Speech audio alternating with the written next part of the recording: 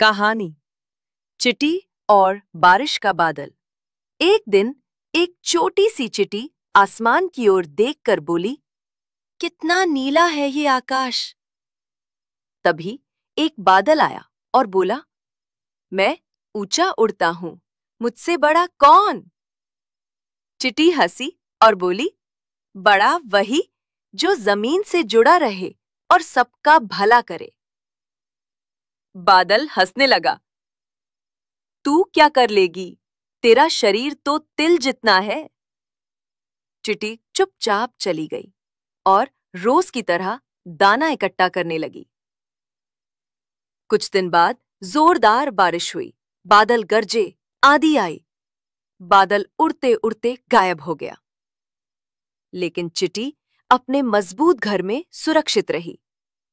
बादल वापस नहीं आया, लेकिन चिटी हर मौसम में तैयार रही, क्योंकि वो मेहनती और दूरदर्शी थी। बारिश के कुछ दिन बाद चिटी फिर से दाना इकट्ठा करने निकली। अचानक एक थका हारा, भीगा हुआ बादल आसमान से नीचे उतर आया।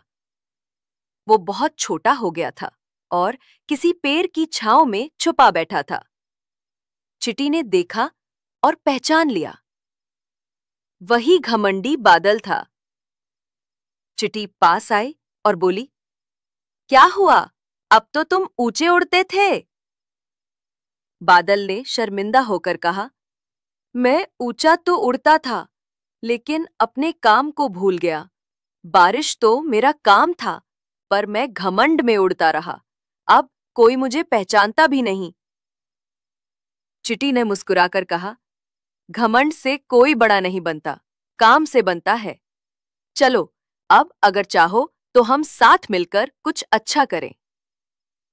बादल ने सिर झुका लिया और वादा किया, अब मैं समय पर बरसूंगा, खेतों को सींचूंगा और सबका भला करूंगा।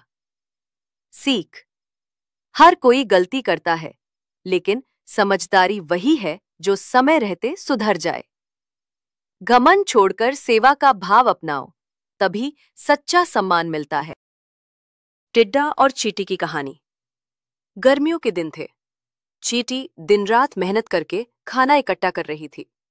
वही टिड्डा मस्ती में गा रहा था और कहता, अरे चींटी, इतना क्यों काम कर रही हो, मजे करो। चींटी बोली, सर्दियों के लिए खाना जमा कर रही हूं, तुम भी कुछ काम कर लो। टिड्डा हंसता रहा और दिन भर गाता रहा। फिर आई सर्दी, चारों तरफ बर्फ और ठंड। टिड्डा भूखा ठिठुरता हुआ चींटी के घर पहुंचा और बोला, माफ करना, मुझे खाना दे दो। चींटी ने कहा, मैंने मेहनत की, तुमने मस्ती की, अब सीख लो कि मेहनत का फल ही जीवन बचाता है। मॉरल, आलस्य से नहीं, मेहनत से भविष्य सुरक्षा होता है।